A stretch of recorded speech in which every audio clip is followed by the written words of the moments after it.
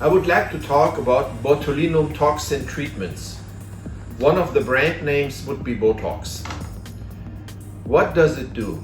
There is a lot of misconception and a lot of false information in the internet, because Botox is used to treat wrinkles.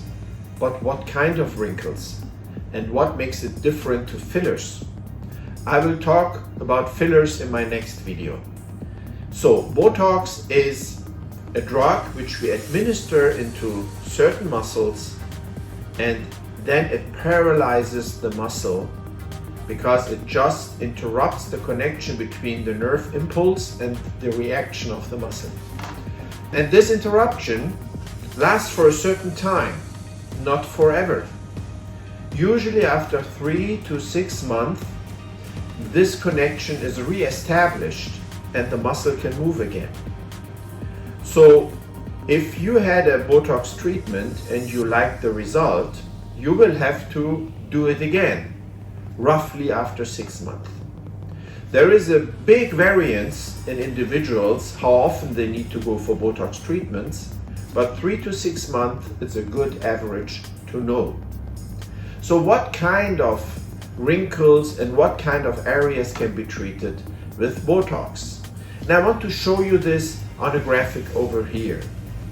So if you look at this graphic, the most common areas where we treat patients with Botox is the frontal areas, the forehead, to reduce the forehead lines. So there are different points where we inject the Botox to weaken this muscle so that it won't show the lines that much.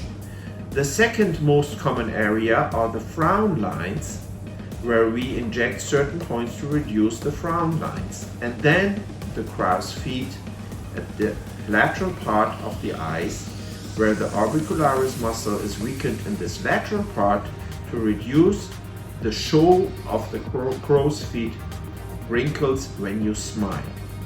But that's not all. You can also use Botox to reduce the activity of the muscle on top of the back of your nose, which will create bunny lines in some individuals.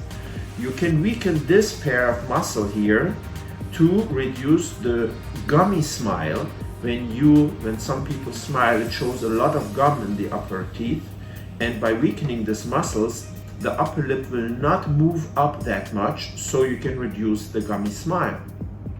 You can treat the upper lip wrinkles with Botox, and you can also, to some extent, lift the lateral corner of the mouth up by weakening the muscle which pulls it down. And the same you can do with wrinkles in your chin area, which you can treat accordingly. So you see, there is a lot you can do with Botox, but it also has its limits, which then would be the domain of the fillers. One more thing that you can use Botox for, which I didn't mention, is excessive sweating. So if you have excessive sweating in your axillary areas, palm of your hands or your feet, this also can be treated by Botox, and it's very effective. So in the hands of an expert, there are so many things you can do with Botox. Thank you.